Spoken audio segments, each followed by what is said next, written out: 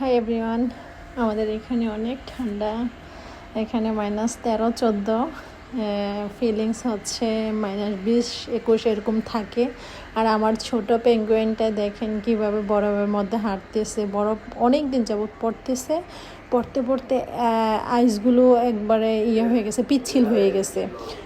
আইসগুলো পিচ্ছিল হয়ে গেছে। সে খুব সতর্ক হয়ে পাড়া দিচ্ছে, মাশাল্লাহ, কেয়ারফুলি পা ফেলতেছে।